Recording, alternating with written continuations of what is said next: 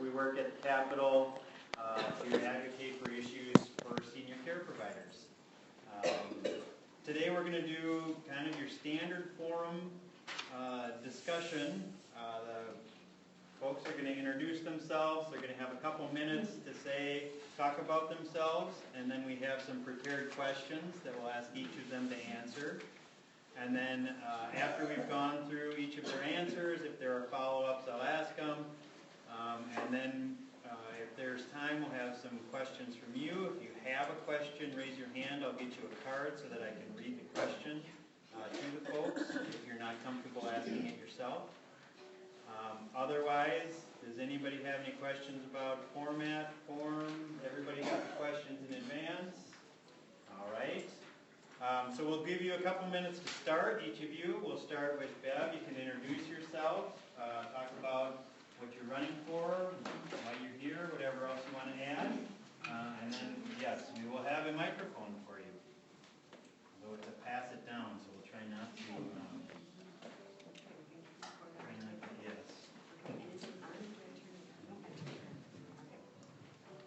Well, hello everyone. My name is Bev Cashman. I was born and raised in Winona, Minnesota. I had 5 older sisters and 2 younger brothers. And so I like to say I learned the art of negotiation at a young age because we had 1 bathroom and 1 television. And I had 5 older sisters, and that kind of says it all right there. I came to this area in 1974. I got my first teaching job. I taught at Marion St. Mary's in Ojana.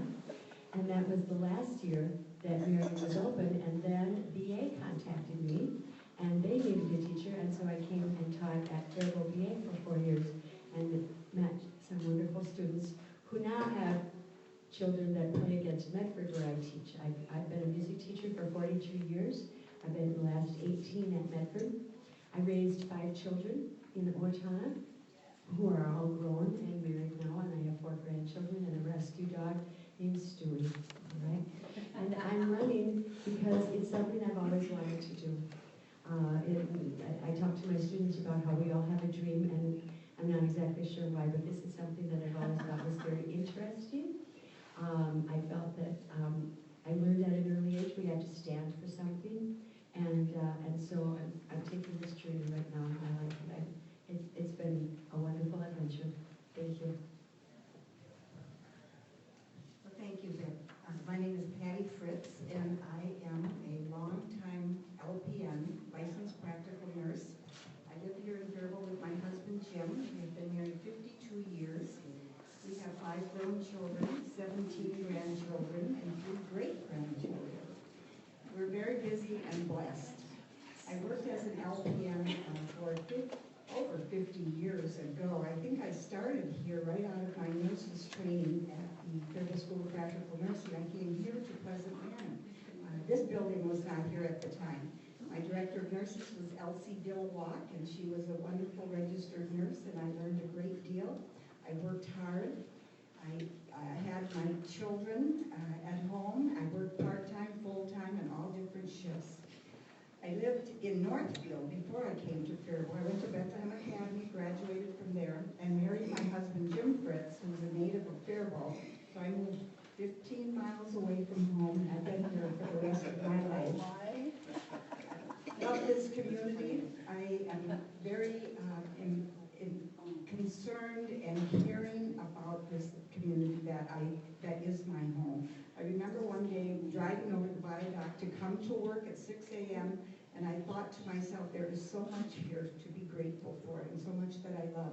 We are hardworking people, and we do not really talk about how hardworking and how much we love this community. We should all pat ourselves on the back more. And I thought, I'm going to become a cheerleader and start doing that. When I was working in the nursing home, it was very, very hard work. The nursing assistants, myself, the patients and families were always looking for help. And that's why I ran for office. I ran for office because I realized that my administrator and my boss weren't the problem. The problem was in St. Paul.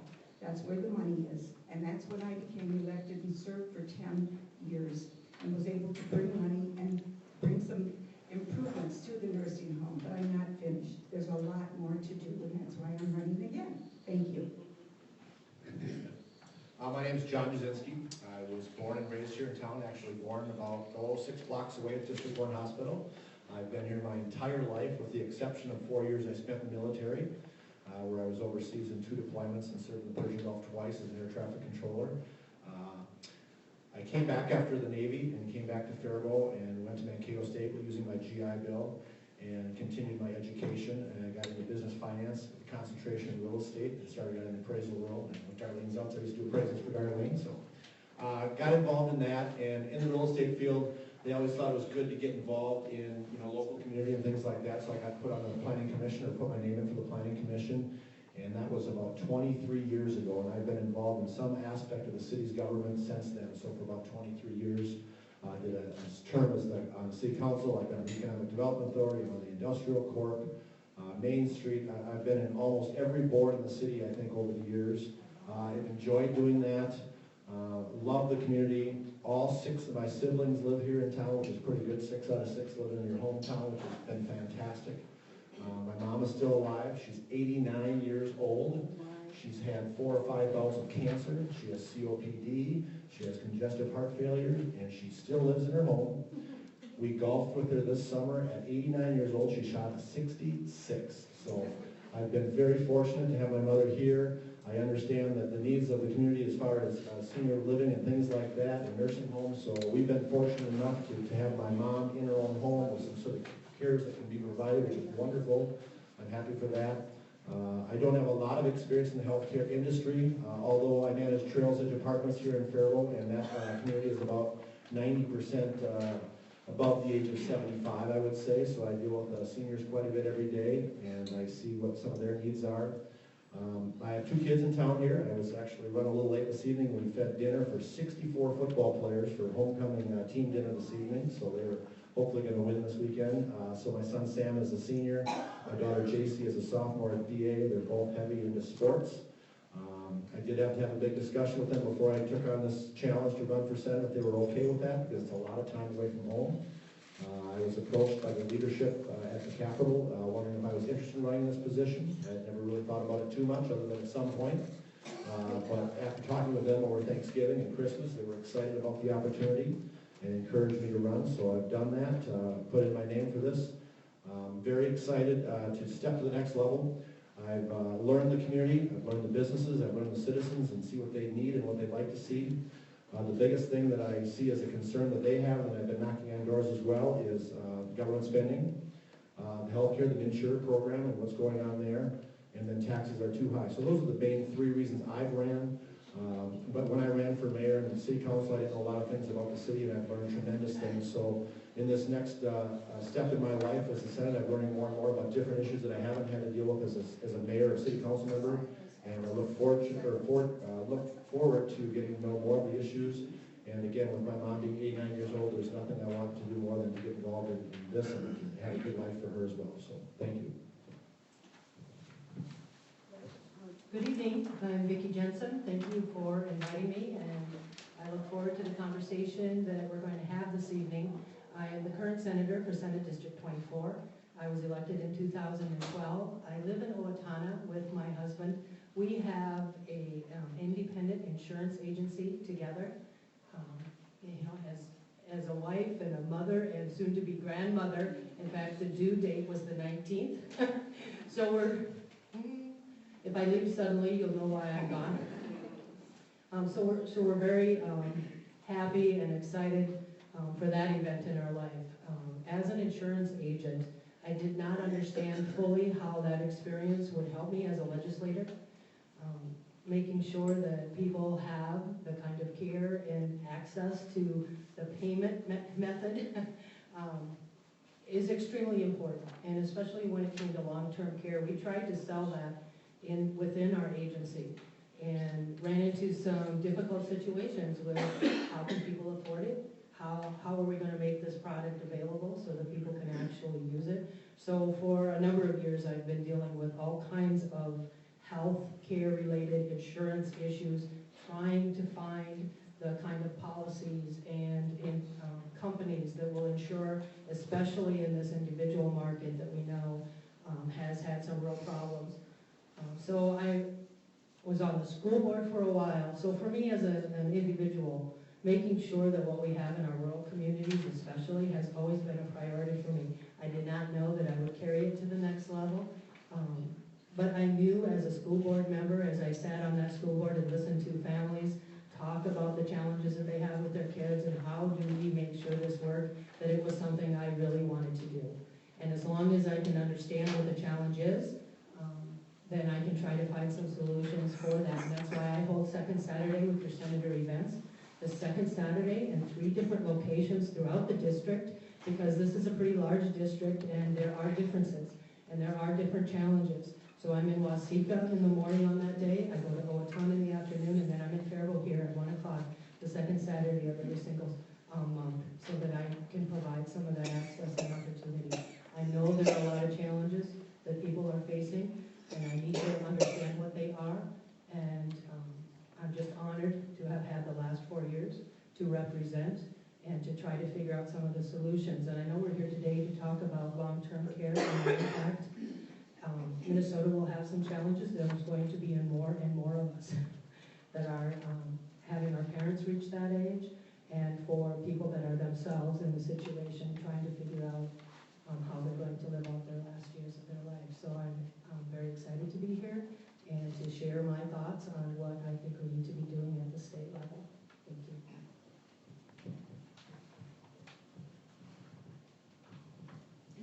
First off, thank you for inviting me to the forum. Thank you all for coming. My name is Brian Daniels. I'm the current representative for District 24B. I was elected in started my term in 2015, January, and it was never on my radar to be serving at the Capitol. My background is a little bit different than that. First, I'm going to mention my wife Liz. We've been married 39 years. She's here tonight. We have 4 grown children and 7 grandchildren. Very blessed to have a good, strong family that supports what I'm doing right now. Just really, really blessed. But my career started at age 11 in my mom and dad's Suzuki Polaris shop, putting the Suzuki motorcycles together.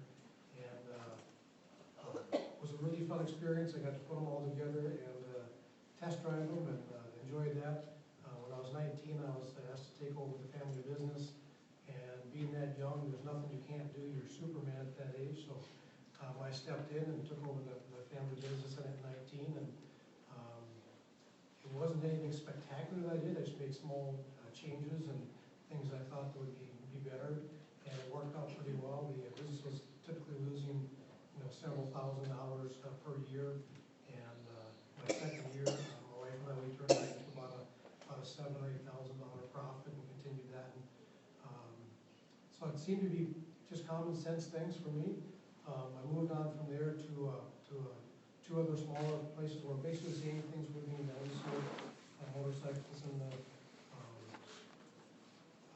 boats and outboards for fishing, and went over to Vintage Rental for 9 years, and we built that business up from about a $40,000 a year gross to just shy of $1 million when I left 9 years later. So it was really fun, exciting to be part of this small business and see it grow. And to be honest, that's kind of one of the reasons I decided to run back in 2014 is the small business community is really hurting. There's so many regulations, so many taxes. We're like third highest in the nation for overall taxes. Very tough to grow a business, and I don't want to see people not be able to start a business. There's two examples that I'll give. I started small businesses about 35 years ago. One is Don Catula, owns Northern Tool and Equipment. There's about 90 or 95 stores now nationwide.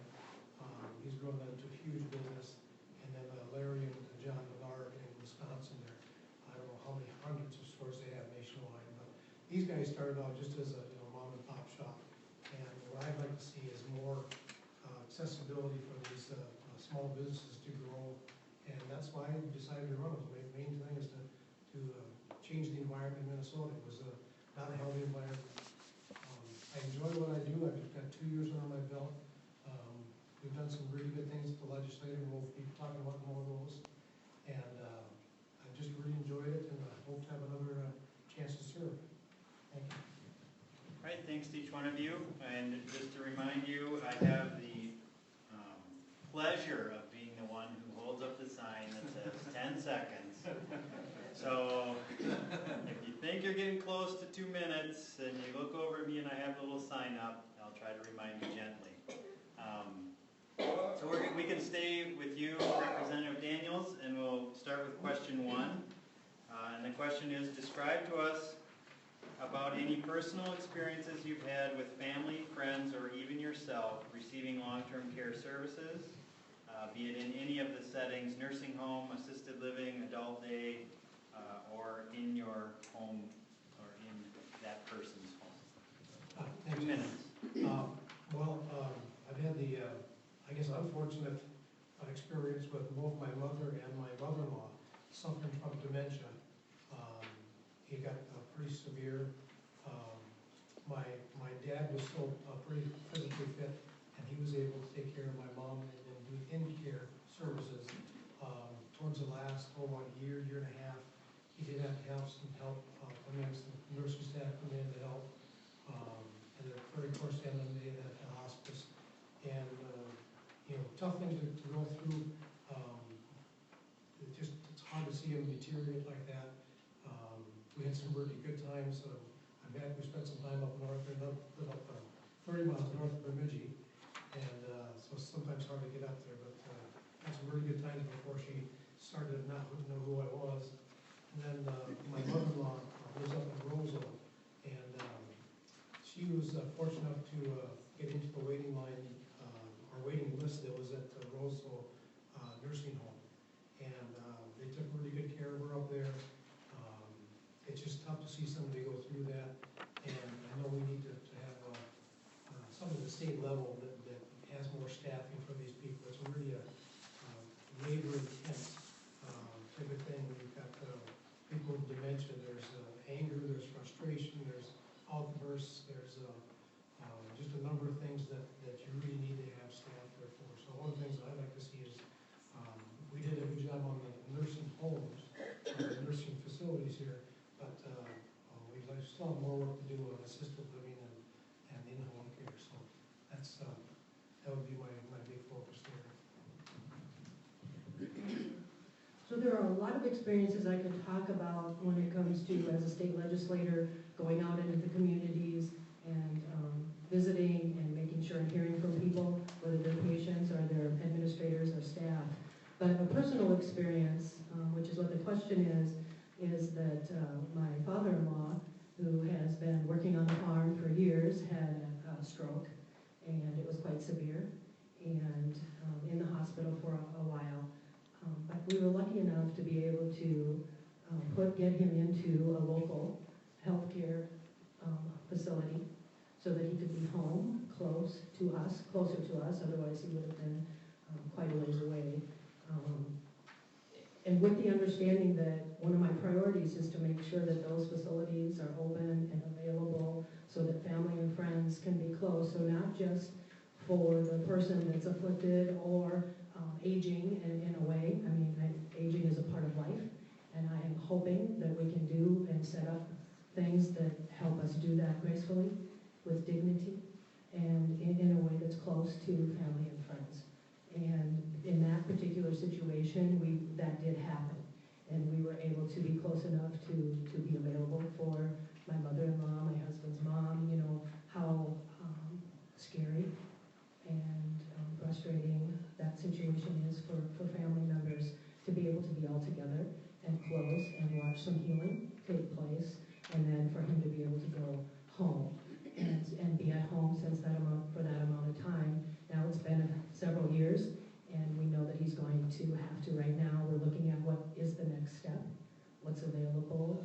He's not going to be able to stay at home much longer. So, like I said, huge priority for me personally, but as a state as well. Is it accessible? Is it close enough so family and friends can have access? Thank you. Again, as I said, my mother's 89 and still living at home, so we've been very fortunate with that. She does have long-term care insurance, so that was fortunate enough for her that she invested in that back in the end. She was an RN and actually worked in District 1 here just blocks away, and knew the importance of that and was fortunate enough to be able to afford to put that away. but she's still pretty frugal with that money, so she makes sure that they're not wasting any money. She makes sure that she's doing it all, not taking advantage of any of those things, and that. So we've been fortunate to do that, and we have a big family, so we can do, we have a support system. But I know there's a lot of people that don't have that support system. That's the issue. I actually have a volunteer on my staff, on my campaign staff, that actually her father was diagnosed with Alzheimer's, and they tried to take care of him well, but at some point you can't do that anymore. And so he had to be forced into something, and he was a VA as a veteran, and there was a 1-year waiting list for him to get in. And a family for that's very difficult to deal with when you have to wait for a year and you can't get those programs. So they had to put him into another home that is actually costing them $5,000 per month. And that's not planned for, because you don't know that. You're a veteran, you think you're going to get services, and you can't do that. So there was nothing in between that helped that family out. Because of that, they had a long-time Florida home that they've had for years, 25 years they've had in Florida. They've been vacationing down there, family vacations, and good memories down there. They've been forced to sell that home because they have to pay for the services until the gentleman gets into a waiting list to get in. So I understand both sides. So again, I look at my mother, and at some point when she can't be taken care of by us and she's going to go to a facility like this, you want to make sure that you have good qualified people to take care of her and all people. I mean, people work all their lives to have a good life, and when they retire and get into the golden years, as they call it, they want to enjoy those things. So I think it's very important, and I want #1 personnel taking care of my mother when she comes to a facility like this or something else. So I think it's very important to have that, but I also want to make sure that the people that don't have that support network have tools to do that. I manage trails at departments. I said it's a 50-unit building, and we just had a young lady, I'll say a young lady, but she was a lady who had to leave the facility because she'd been falling down quite a bit. And the problem was she wasn't eating well, and there wasn't a service that was helping her out to just come in and make sure that she eats well. If she eats well, she keeps her stability and she can stay where she's at. She was paying $860 per month. She went into a facility now paying $3,000. The same thing. It's taking people's money out of their pockets to do that. So I want to see that the seniors get the best health care as they can. So thank you. Well, as I said in my opening statement, I worked in the nursing home for over 30 years. My in-laws were in the nursing home, and both of them passed away. My mother was in an assisted living and passed away. My father was in the vet's home and passed away. My in-laws, who were in the nursing home for a good year, it was $5,000 a piece, so it was $10,000 every month for the care that they needed and received. We were fortunate enough that they were able to have the money available through savings and insurance. None of us then had to contribute, but I do know families where children do contribute, especially if they want their mother or father in a private room. There's more money cost for something like that. Working in the nursing home, I saw this over and over again, where people came in without insurance and without assets, and they lost everything. If they had a home, the home was gone, the farm was gone to pay for the care. So that's why I ran for office, to get help.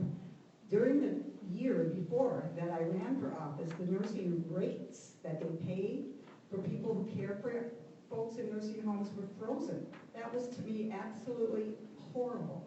You shouldn't be freezing the rates, you should be raising the rates. So during my 10 years as the legislator, I was able to get a 5% increase in the rates when you need 25%. So that's, again, why I ran and why I want to continue to work hard. And we do need to pay people a good wage so they can give dignified care and take better care of our mothers and grandmothers and fathers. My personal experience was that my father had emphysema and knew that the time came when he could no longer stay at home and my mom couldn't take care of him. They lived in Winona. He went into St. Anne's Nursing Home there in October, and he died the following March. And again, it was a situation where you're glad that you have a place that's available, a place that, growing up there, everybody was familiar with the facility. Mom could go visit you every day. And then my mother was very healthy, luckily. She got pneumonia, went to the hospital, and had a lung collapse, and so she died at the hospital. She didn't have to be again in nursing care. She was pretty much in a Spitfire. So that's my experience. and it was all very positive, but my mom and dad had the money to pay for it. Okay, question number 2, and we'll start with you, Patty Fritz. The senior care sector in Minnesota is facing severe staffing shortages to adequately cover the needs of Minnesota's growing senior population. Our legislative survey, there are at least 2,500, that's 2,500 vacant positions in nursing homes statewide. While we've made some progress in improving wages and training for those in the field, the basic question is, what ideas do you have to address the workforce shortage in the senior care sector? As I said a few minutes ago when I was in, and why I ran was to raise the rates that the state gives to, to nursing homes to pay the wages of the workers.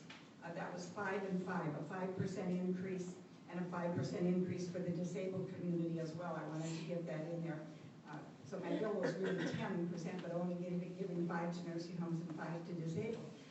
85% of that 5% was designated in my bill to wages.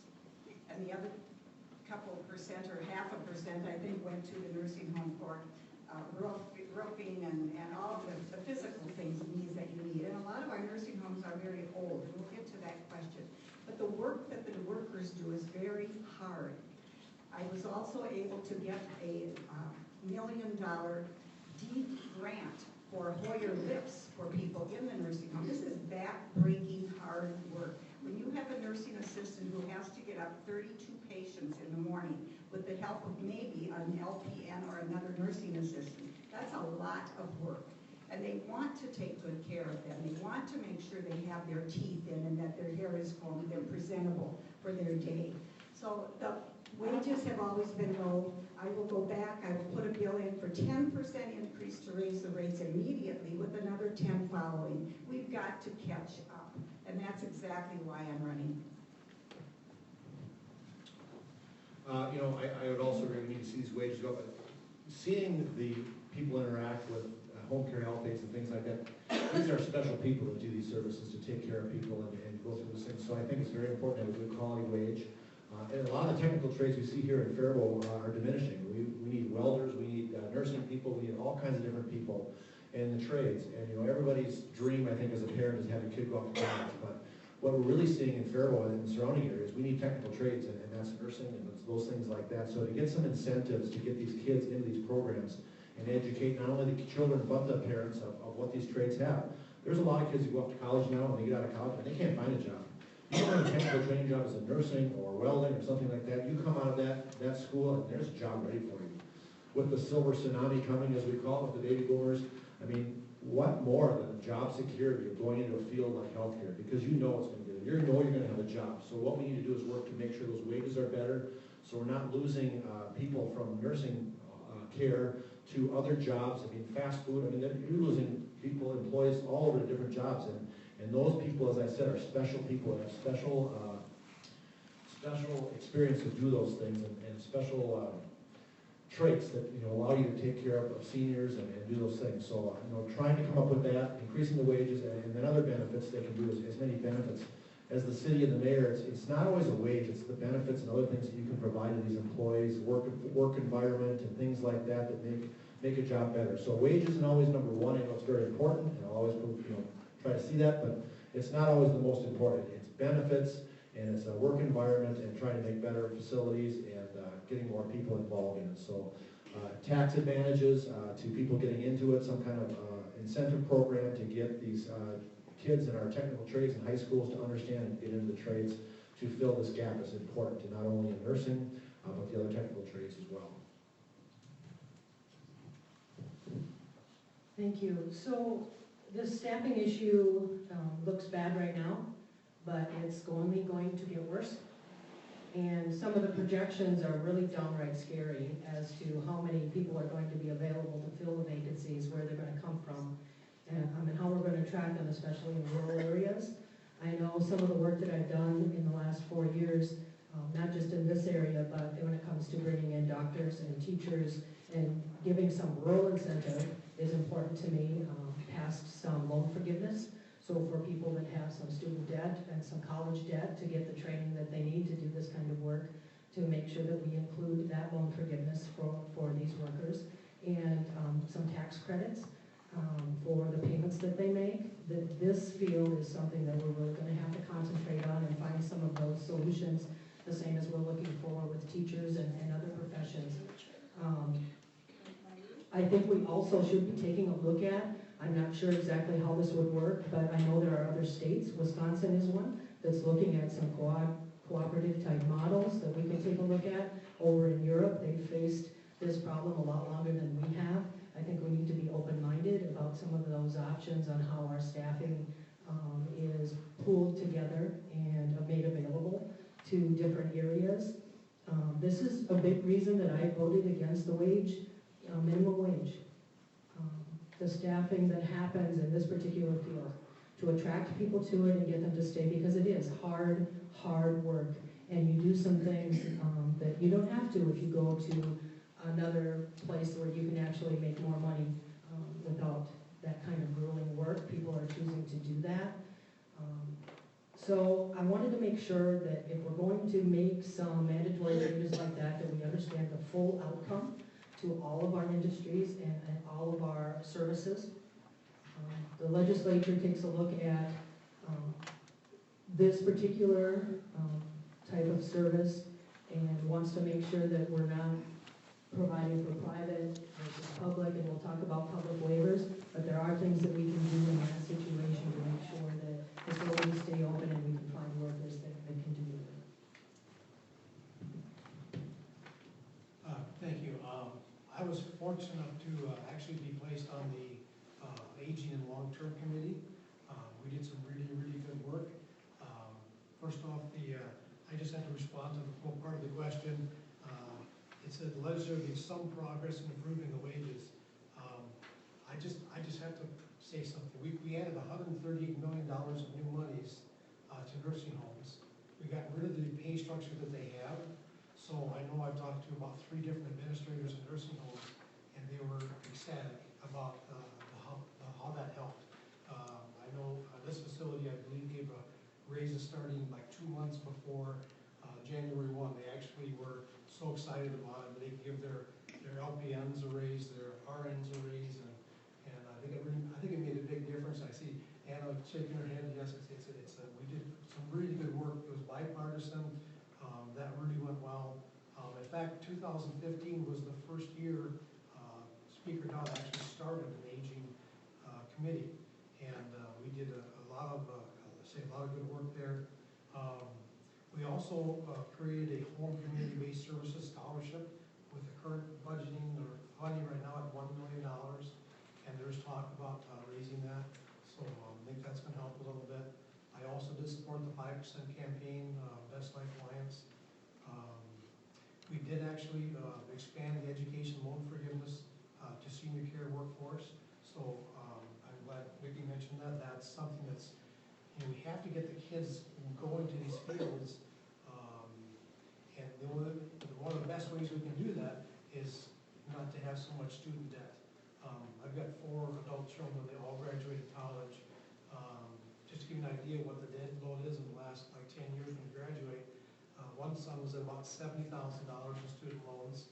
My youngest just graduated about 2 years ago, and he was at about $60,000 in student loans. So you're talking about a whole mortgage before you can even start your life. I was really glad we got some of that in there. I'd like to go back to the aging committee again this next year.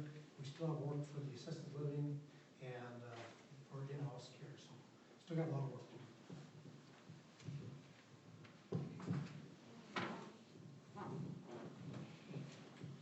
Just the one thing that I would like to add is that someone who worked at Riverland pointed out to me that Riverland used to have a class where they had CNAs, the Certified Nursing Assistants, and my daughter went into nursing and she took that class so they could work at a nursing home while they were going to school to be a nurse.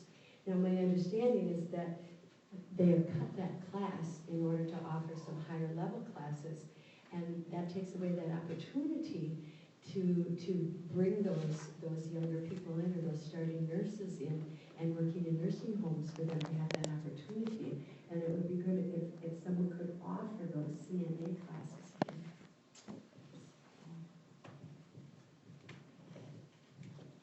John, we can start with you on the next question. Question number 3, in your opinion, what policy changes should be explored to help seniors and their families finance their potential long-term care needs?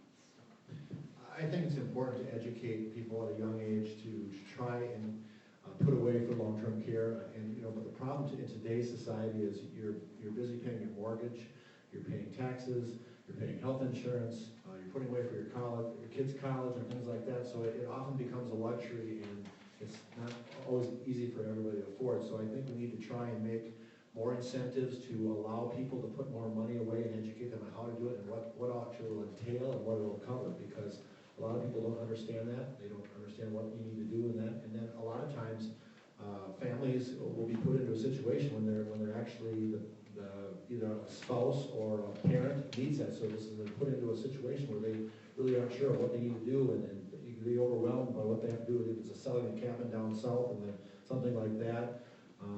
The estate taxes are high here, so what I've seen and I've heard is a lot of people will, and it's terrible to say, but they will liquidate their assets before they go into nursing home because they don't want the nursing home to take the money away, so they're putting it somewhere else and then relying on the government to pay for that. So there's a lot of people out there that can afford that, but because of the estate taxes and things like that, they basically liquidate their assets to save their family and rely on someone else. So personal responsibility is a big thing, and educating people to make sure and put away for this, and as much as we can, and create tax incentives to do that, to plan ahead.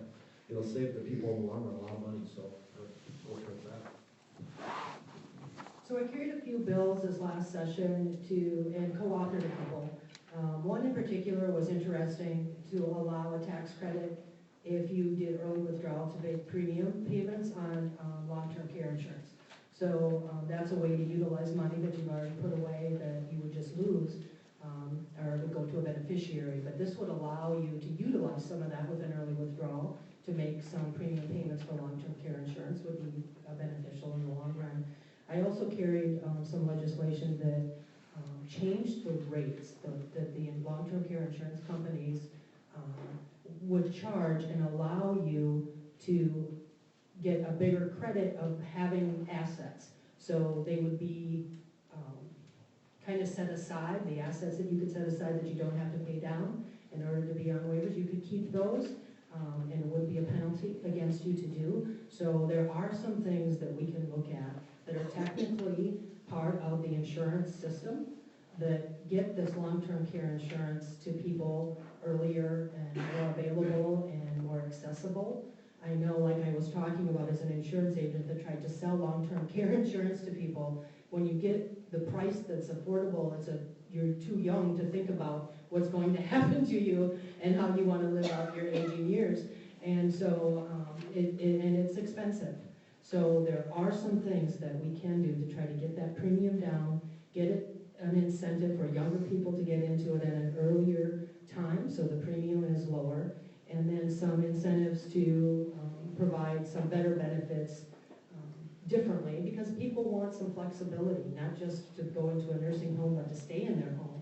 And some of those kinds of options, we have to make sure that we're taking a look at providing those availabilities to everyone.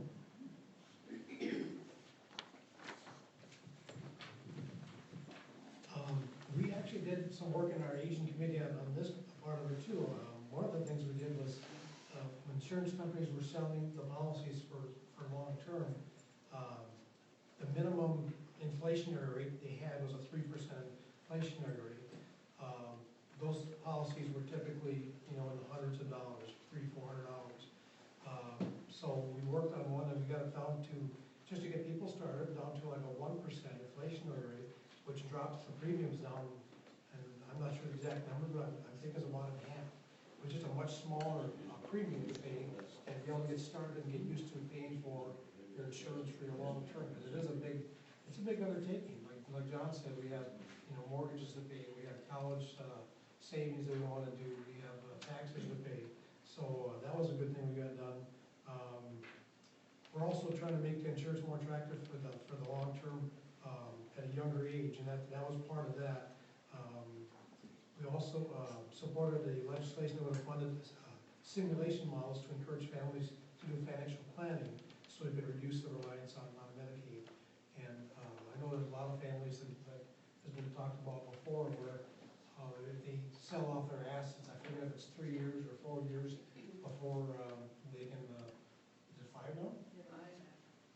5 years, okay, it used to be 3, up to 5.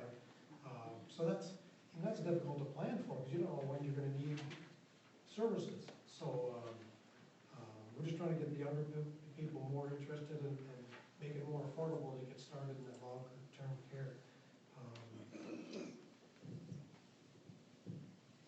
Oh, and the last thing, we did, in 2015, we did create the aging and long-term care committees, like I said before, and we've had a lot of discussion on that, just trying to encourage people, encourage people to save earlier, sorry.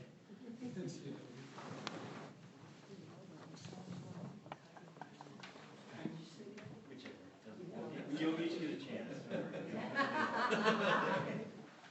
Well, this is a long, hard look at what happens to people. A lot of the people that I cared for in the nursing home didn't have assets other than their Social Security check or their Medicare or Medicaid payment. And so it was hard to get blood out of a turnip. And most, those folks were receiving the care and paid for by the state. And when you had low rates, you didn't get much. So we've identified that problem. There was also in my work history in the beginning, people did come in, and if they owned $1 million farm, they gave that to their children. They came in and they lived, and they then were taken care of by the state. So lots of money was lost in the good old days by doing that. So then we had legislation to stop that. So now we have, the look back. You can't do that any longer. 5 years, I would make it 10 years.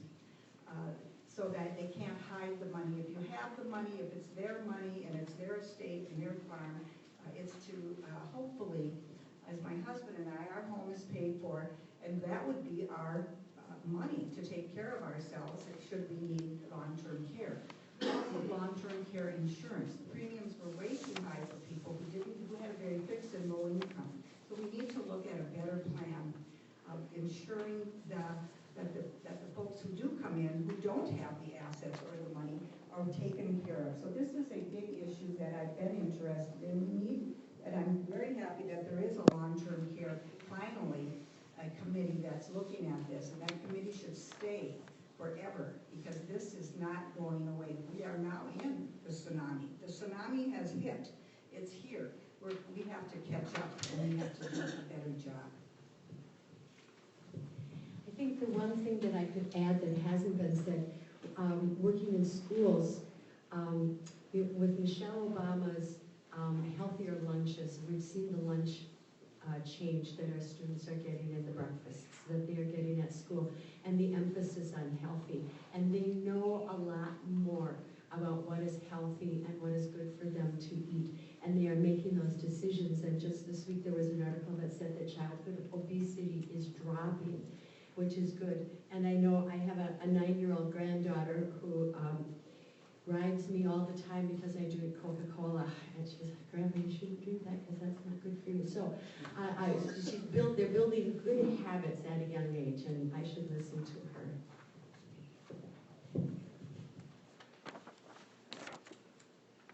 Okay, the fourth question, your turn, Tom. I just started the last one. You started. Vicki, it's your turn. Bingo. Fourth question. Do you support reforms to the elderly waiver program so that community care options can become more accessible to low-income seniors throughout the state? And I guess it's two parts. Do you have specific ideas that should be included in those reforms? Sure. My first experience with the elderly waiver program was when I was the policy chair at my local chamber, and we had a situation in our community where one provider came in, built a facility, was told they would have so many beds on waivers, and that was changed before they had finished the remodel of their facility. So that was my first dive into how this program works. It has not been reformed for several years and is in dire need of some reform. And in particular, how the waivers are divided and how they're spread out and how they are awarded to different facilities, and especially, like, this is just such a big priority to make sure that those facilities that are located in different parts of the state have accessibility to some of those waivers. I know that there are things that we can do to make this better. It's been the need for reform has been needed for a long time. Like I said, I think there are some other states that are taking a look at co-ops and some other types of situations that would also make available some reforms to that system. So I'm willing to look at that, and absolutely, I agree, we should have some reform when it comes to that. Thank you. We did a little bit of work in 2015 on this one. We supported the rate and monthly budget limit changes for services under the waiver for the elderly. That resulted in a 21% increase for those limits. But we still have a lot of work to do. There's just a lot to be done. And we know this silver tsunami is not going to stop anytime soon. We did put together a long-term working group. I know Chair Schumacher, he has been here once. He's been to St. Lucas once this year. We were down in senior living. We had a committee meeting down there in senior living. He's gone all over the state multiple times, and we're just trying to find ideas that will enable, basically to have nursing care or nursing homes more affordable and more support for them. We're hoping in 2017 we'll see the results of all the working groups work for the last 2 years. So I'm really excited to see what happens there. We've got a little list here of things we want to make sure includes during that working group is dignity and independence, choice of services and settings, transparency, timely and collaborative process, quality and performance measures to improve outcomes. So we're looking for those, and hopefully in about 5 or 6 months we'll probably have some information back and have some more suggestions.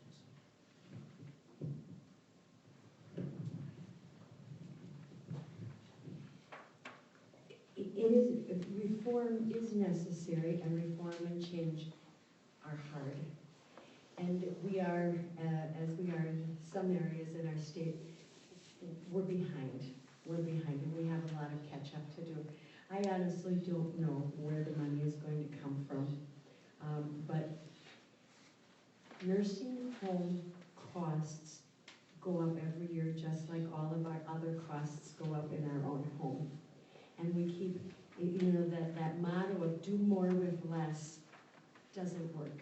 It just doesn't work. We're beyond that. We are beyond that. And so we do need reform, and we need to pay closer to what it actually costs nursing homes to help people. And we do all that we can to keep people in their homes as long as that they are safe and can stay there. Well, I too have agree. I think the whole panel here has stated that the elderly waiver program is definitely in need of reform, and we need more waivers for people. I have known so many low-income people that need to be in assisted living and need to have that type of care that we can provide for them, but they don't qualify. They don't meet the standards. So and then there's a waiting list. I can't believe that there could be a waiting list. So we do need reform. Many hours I worked on this. I had bills for more waivers. There were not enough. There never enough legislation to move this forward. So this is something near and dear to my heart. And I think a lot of the things that have been said that, I was thinking as well. I just want to get creative, and again, giving the clients the dignity and independence and keeping them in their homes is always the most cost effective. It can't always happen, but the more programs and priorities you can put on that, I think is important. I was actually helping a lady today who had a monitor in her home, and I don't know the income levels or where she was at, but basically gave her this monitor and sent her home with it, and didn't give her any assistance on setting it up or anything like that. And she was struggling with it, and called in, and they told her she might get not good service, so she might have to go to her son's house to use it. Well, why would that make sense? I mean, just a little hands-on experience to help some of these people through, to get some funding to help them out with some of these things. Some things that seem simple to the average person that's doing that doesn't always seem so simple to an 85-year-old woman who doesn't know, or man who doesn't know how to do some of the technological things. So I think as much as we can do the priorities to help those and keep as much money spent out of the nursing home as possible, because it's the most cost-effective way. But again, when there isn't other alternatives, we want to make sure we get some funding to allow them to get into the nursing home that need those services.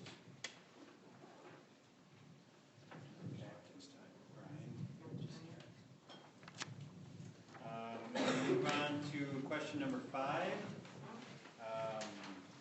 In order to meet the needs of Minnesota's aging population, the nursing facilities will need to be remodeled, renovated, and sometimes replaced altogether. Do you support efforts to reform how Minnesota pays nursing facilities to renovate or replace their buildings? Thanks, Debbie. Yes, I do. Back in 2016, we passed legislation that funded the continuation of nursing home facility moratorium exemption funding. That's a mouthful. It just basically helps nursing homes be able to renovate, finish those renovations, and then I believe that was part of the total bill on the new monies that came in for funding nursing homes, that they could use that money for building maintenance or for raises or for equipment. It was no strings attached. Whatever the nursing homes needed that money for, that's what it was going to be used for. We did pass appraisals of nursing homes back in 2015. We're still waiting for the appraisals to come in.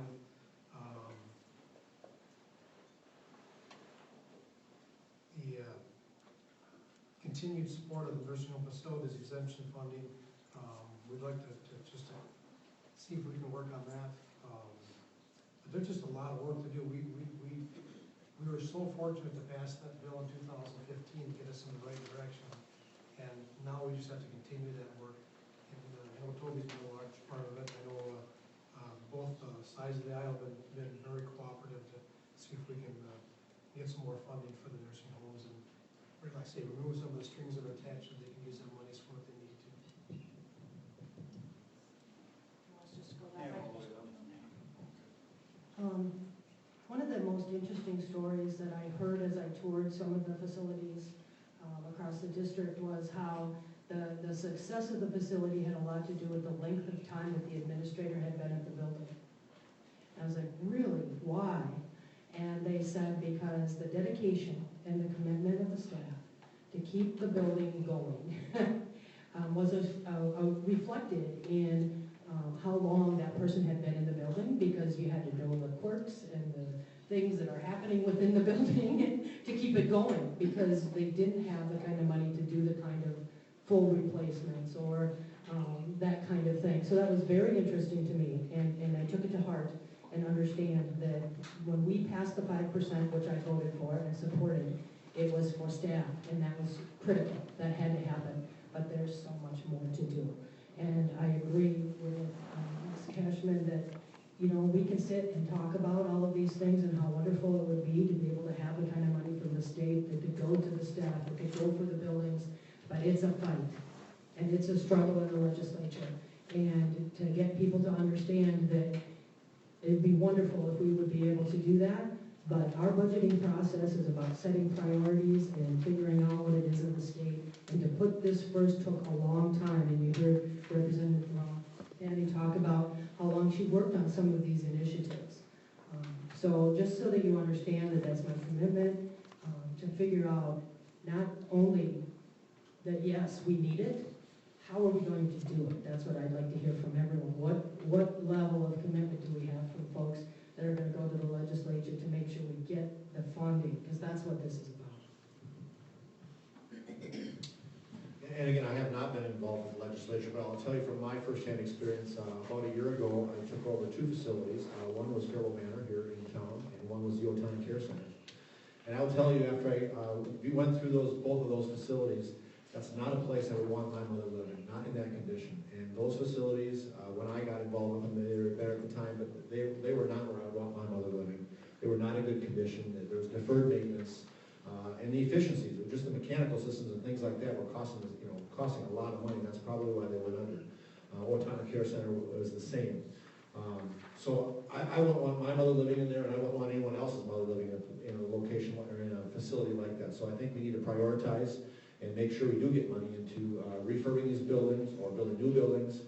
An exciting thing that I'm involved with tomorrow is we have a groundbreaking ceremony for Mill City Senior Living, which is the old terminal there they're going to tear down.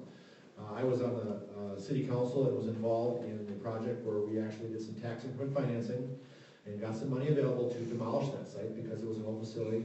We had interest as a city and as a developer had of remodeling the facility, doing things like that, but I'll be honest, I was in there, there's nothing that could have been remodeled and that would have been good. So the city got involved as part of a redevelopment project, and we did a TIF district, and I think it was roughly $260-some thousand that we used in TIF to offset the cost of the demolition with the asbestos and the demolition, things like that. And we have a private investor here locally that we got involved and encouraged to get involved, who's going to build a $17 million facility because of what we did as a city to get that encouraged, to get some development going. Which again, with the silver tsunami, not everybody needs the high level of a nursing home care. They can get by in some assisted living or independent living that has facilities close by that they can do. So that's an exciting thing that I think, as a city. So private investment, I think, is great. We also did some tax increment financing several years ago for Fairwell Assisted Living, which is the old Kmart site, is again because we saw the need that those facilities are good, and the more we can keep people in those facilities, it's much more efficiently money spent than having them in a full-born nursing home facility where it's much more expensive. So I think encouraging private investment, getting things involved in that, and coming up creatively a way to keep people in their homes and assisted livings before they actually have to go to a full-fledged nursing home is very beneficial. Well, there's the nursing homes, like that John is talking about, had been there for many, many years, and I think they tried. I know myself with my nursing home that I worked at, St. Lucas Care Center, we needed a new roof, we needed a new boiler. We never had, the money to put into it. And so I'm so glad to hear the young people here on this panel, they get it. It took a long time to get here. I've been battling this for 50 years, and now I'm 70 years old, so I could be in the nursing home. And I don't want it to fall in while I'm there. I want it to be stable. I want to be warm. I want a good air conditioning system, and I want to feel good about where I live. And this is what we need to continue to do, and we do need to look at funding streams that we can make available for those, for the maintenance and just the day-to-day operations of that facility, to keep it intact and keep it up so that our loved ones can have the dignity of living in a good, nice, safe facility.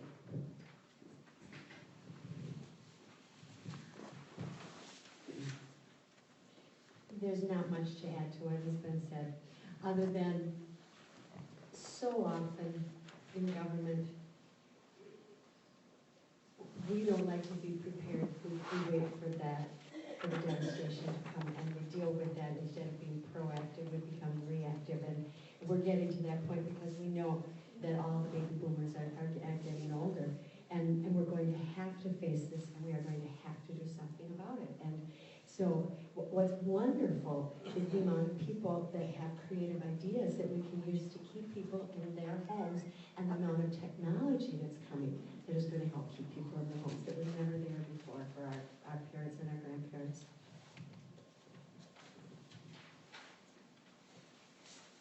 We'll move on to question number 6, which is actually a perfect segue from your last statement on technology. Maybe you read ahead so that you knew that was the next question. With advances in telemedicine, seniors are able to connect with their caregiver and healthcare providers without leaving their home. However, public policy is not necessarily kept up with this area. The basic question is, how would you support updates to the policies to create better access to telehealth options? Well, as so often is the case, technology races ahead and it takes us a while to catch up with it. And so I think that insurance should and will pay for this, because it just makes sense that if it's easier for you to have telemedicine and to see your doctor through a screen, and you have trouble getting someplace, why wouldn't insurance cover that? That just makes sense.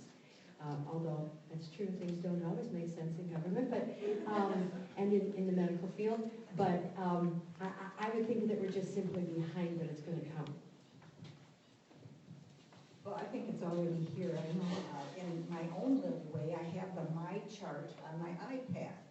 And I had a couple of times where I contacted my doctor, had an itchy scalp, and I got some medicine for that. I never had to leave my home, other than to go get the medicine for the itchy scalp.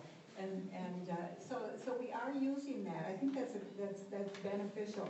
I also, in my nursing, have seen where you can actually get your blood pressure taken, and your doctor can see that, and you can be screened for that. So there are already technologies available to monitor blood pressure, your diabetes, those kinds of things, for cardiovascular folks. That's here. I think, but we need to make it readily and available and affordable, and I do think the insurance should have that. That should be picked up, and Medicare should cover it too. So I think there are places that we can go for financing, and we need to do that. And it is cheaper, much cheaper, to keep you in your home and be able to have your blood pressure regulated and your medication regulated because you've had the telecommunication, rather than the transportation issue is often a problem for elderly people to get to the doctor's office and back and out to get the drugs. So this is a very good help for us. And those of us who are in our 70s and 80s, we're very, very capable at learning how to run an iPad and a smartphone. Most of my friends have them. And it's just what I was going to talk. So my mother's 89 years old, and she's very efficient on an iPad. But with the silver tsunami coming, and the traditionalists are not quite as up as the silver tsunamis have, so it's a little bit more frustrating. As I said, some of my residents at Trails Edge are, get a little frustrated because they don't quite understand it yet. But with the silver tsunamis coming in, I think they're a little bit more adaptable to what was going on, because it came in at an earlier age for them, so it's a little bit more normal for them. So I think a little bit easier as we go, because it's not as difficult to train some of these people, and people understand that. But my biggest thing is spend money wisely and be more cost effective. And there's nothing more than that in telemedicine, to be able to talk to your doctor via phone, or not one of those things. Now in my technology, or in my industry in property management, I can VNC into a computer at a different location, change the temperatures and the things like that. I can check on cameras. It's just gotten so great with our technology, and it's only going to get better. Think back 20 years ago what your phone did. It was in a bag probably, and you had an antenna sticking out of it, and look what can be done now. You can monitor buildings, you can check things like that, your heart rate, all those things can be sent in, Bluetooth and wirelessly. So I think the technology that's coming, or continues to grow, is going to make us more efficient, and we're going to spend money more wisely. So continue investing in it. Okay, so you think this would be common sense, and that how it would work would be easy to do? Well, insurance companies were not interested in making sure that both sides of the telemedicine conversation was going to be paid for. They wanted to be paid for one side and not the other. So I rolled up my sleeves, I went to work, I talked to all the stakeholders, I talked to the insurance companies, and made sure that they knew and understood that if we want telemedicine to work, it has to pay for both the delivery side and the receiving side. And whether you're face-to-face over or through a screen, or you're sending things like MRIs and those things back and forth. Because without the availability on one end, it's not going to work on the other. And they were fighting us on this. It defies common sense, but that is the way that these situations work. So you have to be open-minded, you have to be strong, and you have to be able to go out there and advocate on behalf of your district and the types of situations that come up that we know the outcomes are not going to be beneficial. It makes common sense that telemedicine is going to be the future of rural communities in particular. because we're going to have less and less doctors, less and less availability, but we have to make sure that all of the system works the way that it should, so that we don't lose the capability that's coming and the availability of people that live in those more remote areas, access to something that's good. Even for facilities, the transfer of patients that they don't have to do, and they don't have to disrupt a patient or someone that's in a facility by transferring back and forth. It doesn't have to be real long distance, it can be even a closer distance, but make the life and the quality of what's happening with that person better. Well, there's a lot of good comments. I agree with all of them. Telemedicine is just another step in the right direction where, for instance, if you're a caregiver to your dad and he needs to go to the doctor, if you can do that telemedicine, number one, you don't have to take off of work, and number two, you can be with your father at home, help him get started on the program to get him set. Now, there's some really outstate rural areas that still need to get broadband installed. And so we're working to get more availability out to the extreme rural areas for broadband so they can do that, and also for the Wi-Fi system so that you can connect with the computer and be in touch. Like John was saying, you can look at your phone and you can check out cameras, you can check on your dad or your mom or loved one, and just time-wise, travel-wise, it's going to save so much time. I just think we're in the right directions. There's a lot of things coming up with technology. We had a little demonstration done at the Capitol, and there's just a number of things that we can do to help keep our parents or our loved ones in home longer. Sensors for mattresses, there's doors and window sensors, and availability of cameras are much easier to install now, and much, like I said, you can just check on your phone or iPad. So I'm really excited about the future. It's got a lot to offer, and I think we'll be able to do a lot better job of taking care of our loved ones. All right, the last of the, started here. I started. Yes. Okay, you can start this one. Here's the question that also segues with technology, which is, what do you do with electronic monitoring? In your view, how do lawmakers strike the balance in using technology such as electronic monitoring to protect vulnerable adults, while ensuring that their privacy is also protected? Well, that is very important. And speaking from my own experience, I have now, and they've become even more proactive with my chart into having a specific PIN number for myself only. And again, I trust in the system and I trust in my device, but you never really can be 100% that someone isn't going to hack it, or that somebody isn't watching, or the device itself probably over the years will become more sophisticated, I hope. We as lawmakers do need to keep that in mind because these are all vulnerable people that are receiving the technology. And again, I'm very trustworthy, and I think most people are. However, we do have to have, and I don't like to use the word regulations, but we do have to have some sort of government regulation or some sort of law that will protect us from have people actually watching us or taking the time to investigate or to really find out where we are and other than our family. So we do have to be vigilant about who is watching and who is taking that information and where it's going and what is being done with it. And again, get into the same thing. So one of my staff people had her father was in a nursing home, and at some point throughout summer of the night that was found in another room, and was very upset. You're in a nursing home, you're paying $5,000 a month, and your father was disappearing into someone else's room. So to monitor that is important, to make sure that they're not where they're not supposed to be.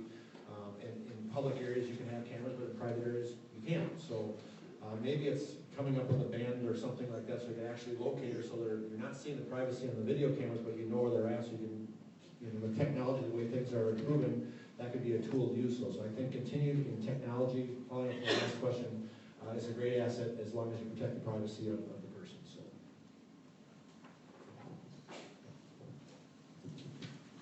Well, I think the biggest part of this conversation is trying to prevent abuse. That seems to be where we're at now. And I think that protecting privacy can be accomplished if there's education and the implementation is done at the very lowest level. Decisions about guidelines and the input from the involved parties. We could have options limiting the recording areas where there's more chance for that, or obtaining consent from the residents if that's what's necessary. I'm open to looking at this. I understand privacy is extremely important, but we also have to provide something. If there are situations like this that occur, not only to protect the patient, but to protect the facility and to protect the person that might be accused. We had a lot of conversation about this last session, and I've had some time to think about it. So exactly how it works, I think will be a matter of having great conversations with residents and owners and staff, trying to come up with a good balance. And that is in essence, I think, of this question: how do we get that balance? Yeah, I agree. We have to come up with a balance, and there has been quite a bit of thought at the legislative meetings.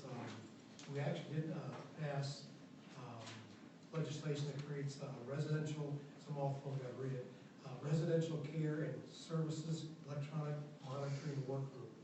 What that's going to do is bring together lawmakers, stakeholders, families to make recommendations for making sure we protect the vulnerable and also protect the privacy. And I think that's what we've all kind of agreed upon. We want to make sure we do the best to keep their safety, but at the same time not invade the privacy.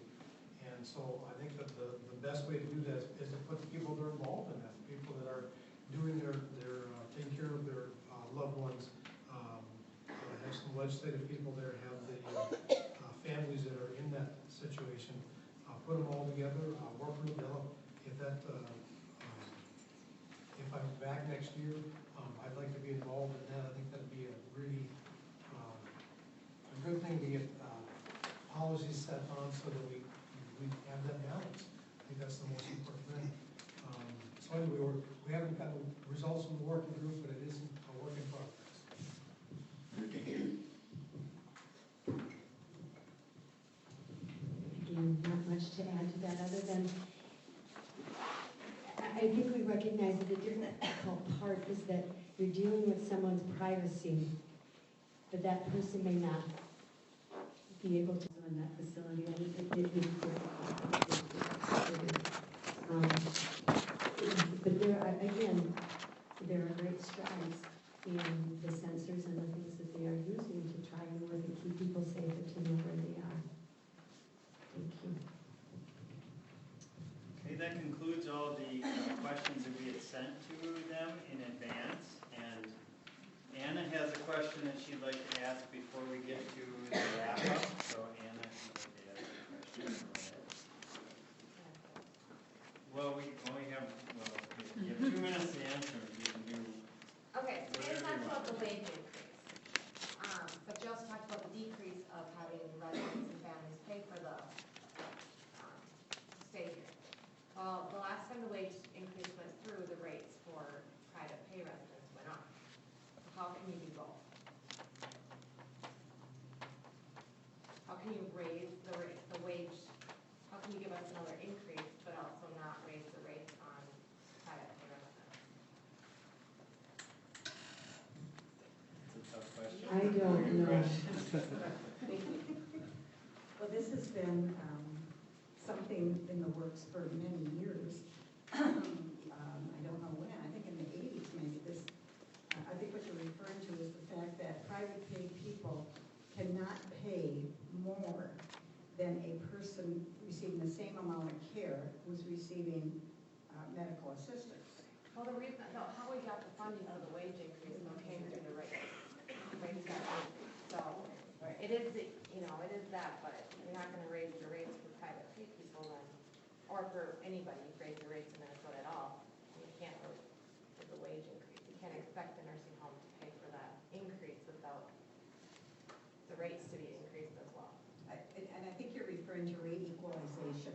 Is that what you're talking about? The rate equalization, so that when you're on, if you're paying private pay, and you're paying $5,000 a month, if I'm paying that, and Bev comes and she's getting care $5,000 a month, and the state is paying that because she does not have assets or any money to pay for it, so she receives, her rates are, that's the rate I'm talking about, that's what you're talking about. So her rate, my rate as a private pay cannot be raised any more than hers is for receiving the same amount of care. And that was the rate equalization, that is the law. And I actually have given this a lot of thought, and this comes before us often. If you want to raise the rates on private pay people and expect them then, for me, the $5,000 to pay $7,000 and not get any more care, but just because you can, that would cover your cost. That would cover your cost. And that is not the law that exists today. And that is, again, the pros and cons of that. The pros are that you have the rate, you have the money. The cons of that is that I'll be broke faster. And I'll be on welfare with her sooner. So that's an issue that's been around for a long time, and we've never been able to resolve that. So that's, I'm sure it'll come back time and time again. In the meantime, fortunately, we were able to see some money put in. The $138 million was long overdue. The 5% that I got a few years ago was way long overdue and not enough. So we're continually going back. We need to stay together, and we need to push as hard as we did and continue to do that to get 10%, because you need 25%. Don't forget, one day in a hospital is like $5,000, so that's 1 month in a nursing home. Yes, and I think that most people now, I know John was saying 3,000, it's usually, now that 3 is 5. I know. 3 of the assisted living. Yes, And then yeah, about 7 that, the people I know don't have that kind of money. They really don't have it. Anybody else want to take this from? I haven't been involved with these guys who are legislator, went through meetings and meetings and understood that, you need your wages increase, there's no doubt about that. But get creative somehow how to do that, whether rate equalization or something like that, to get creative how to do that. It needs to be done somehow, because you guys need the wages. Again, as I said, I want the best people taking care of my mother when she has to come to a facility, and that usually comes through a wage package. I mean, the more wage made, the better people you get. So somehow you have to get that going, and I don't know the answer because I've not been involved in that. But I would be definitely working to try and fix that, because again, you people, and I'm honest with people that deal with healthcare like this and taking care of people are special people, and they need good wages. So I would try and If get you those guys wages. come around and talk to all of us, we have good ideas for you. Right. Yes, you do. I think that your question gets to the heart of why we have had the trouble that we have had. It was actually a rule-making procedure that came about that said you can't charge more for a private person than you can for somebody that's on public assistance. So because we weren't able to change the rates all the way along, it seemed like such a huge increase. If we could have been doing it incrementally and made those decisions as we went, the facilities and the staff would not have had to put, because you would have been able to then still, maybe the rule, but allow some increase. The legislature did increase it. That's the problem. So the solution is that we're going to have to increase as we understand the cost, but understanding that in order to do that, we'll have to use some state resources to raise the public side, and private is going to be impacted because that's the way the rule is set up. Otherwise, private would have been paying a lot more all the way along, is where there would have been the only availability to get the money. So I see this as the real root of what has caused the problem in not just wages, but in building and maintenance, because there was no mechanism for a facility to actually raise any of the revenue that they get coming in. If you do that, you've got some issues. So This has been a big concern of mine, not just in this, but if we take on any other type of public assistance programs where we end up with rulemaking that we're not as involved with, but have to live with and try to change later. How do we do that, and how are we strong enough to actually make those kinds of changes? It took a long time, but I think we're moving in the right direction. Yeah, that's a very good question. I mean, we did make leaps and bounds when we talked to some of the people in the care facilities. They said what we passed this last session was the largest piece of legislation in 30 years. That tells you how far behind we are. I mean, we need to catch up. We've got one good step in the right direction, but we still have a lot more to do. And we realize that when we had our discussions at the Capitol. We know that there's a lot more work to do. I would be honored to be on that working group that's going to be looking at those issues and trying to find a good solution. I have to admit, every time I get in front of people, I always say, I may not be the smartest man in the room, but I know, or so the smartest man at the Capitol, but I know the smartest people at the Capitol. And we've done some really good work this year. We found some monies, kind of thinking outside the box, I think was mentioned. Our chair for the K-12 committee managed to refinance some bonds and came up with an additional $50 million. Great thinking, I mean, great thinking. So if we can, use our creative minds up there and some of these extremely smart people up there, I think we can come up with some solutions to keep this going. The $138 million of new money this session, we can add to that next session and start to close that gap that we need for good wages and make sure the buildings are properly taken care of. And I think we've got a good step. I know we have a lot more to do, and I'd be honored to be part of that working group to see how we can make it happen. Thank you. And it's 5 to 8, and we said we'd be done by 8, so I can't let you ask your other question. She has it. I know, but we told them that we would be done by 8, so if you each want to take a minute to wrap it up and make your final remarks. Brian, we can start down there again if you want, and then we'll work our way down. Just about a minute for final remarks so it can be done on time like we promised. Yeah, thanks, Jordan. We have so much more work to do. I was honored to be on that committee for the 2 years. We had a lot of good discussions. We brought a lot of monies into here. Doesn't matter, got about a 20% increase in funding. St. Luke's got about 18% increase in funding. So we made a good start. But I would love to be there this coming session to continue that work. We just are really focused on this. Chair Schumacher's been all over the state at least once, if not twice. He's been to Faribault 3 times, talking to administrators, talking to staff people, talking to the residents. What are ideas we can do to make things better? And I think we can really make some headway. I think if we put our politics aside and we sit down in a group of stakeholders and families and legislators, I think we can come up with some really good ideas. And I'd be honored to do that tonight in this coming session. Well, thank you for having me here today. It was good having this conversation. I'd love to go back, keep working on some of the things when it comes to aging, how we do it, like I said, gracefully, it's a part of life, and how we do it close to family and friends.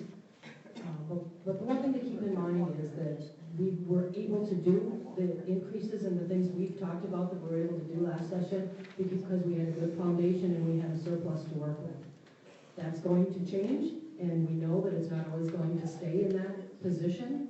So all of these things are important to me.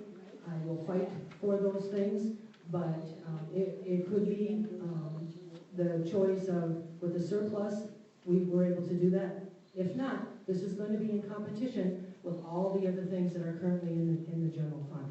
And so it's important to hear from your legislator, how do they prioritize? Which one of these things are they willing to do to make those adjustments and those changes? And this is a priority for me. I did support it. I really want to go back and make sure that we have those good conversations, especially about outcomes for rural when it comes to rulemaking and some of those other things. Thank you. Thank you, and thank you again for having this. This is a great discussion, and actually of all the debates, this is probably the most simple and straightforward because it's almost all bipartisan, because everybody wants to have good health care for their parents, for their kids, for ourselves as we get old, so it's the most simple that I see. So why things can't get done is we have to get things done. It's prioritizing where those monies are spent, but you know, I don't think there's a person out there that doesn't agree that good quality health care and retiring with dignity are the most important things out there. As a mayor, I've tried to do as much as I can do as learn in the city of Faribault. I've done that and really look forward to taking on issues that I haven't done as a mayor, and this being one of them. So really look forward to getting my hands in and working as hard as I can for this community, the whole District 24, and taking my gloves off and getting involved to try and make a difference and make it better for all seniors and people in nursing homes all over the state. Well, again, thank you all. This is a very good discussion here this evening, and I feel right at home because this is why I ran for office, to get help for the folks in the nursing home, for the residents that we care for, and for the workers that care for them and their families. So this is so important to me. I had the opportunity to take this issue to the Capitol, and very few people at that time, 10 years ago, knew about rates or anything about nursing homes until they had a loved one in the nursing home. And that, I think, is still the case with many people. This has been a passion of mine, my number one priority. This is why I ran for office. This is why I served, and this is why I want to go back and finish the job. The job is not done. We still have a long ways to go. We have a surplus, didn't have a surplus when I first got there, got you the surplus, and believe me, the surplus is probably not going to stay there forever. So I need to go back to continue to be a strong advocate and a strong voice. And I would like to say that as passionate as everyone in this room is about the topic that we've discussed tonight, we have to remember that our state is filled with people who are passionate about a lot of different things, whether it's education or law enforcement or judicial reform. There's a lot of things to discuss about and sort out and to split that money. And so as much as we say we pay a lot in taxes, we have a lot of things that we use that money for, and they're good things for good people. And it's hard, as much as it seems like it's common sense, it's difficult to make those choices. And that's why we would like to work and try to do our best to help. Well, thank you all for attending. Thanks to the press and other folks who are here. And if you just join me in a round of applause.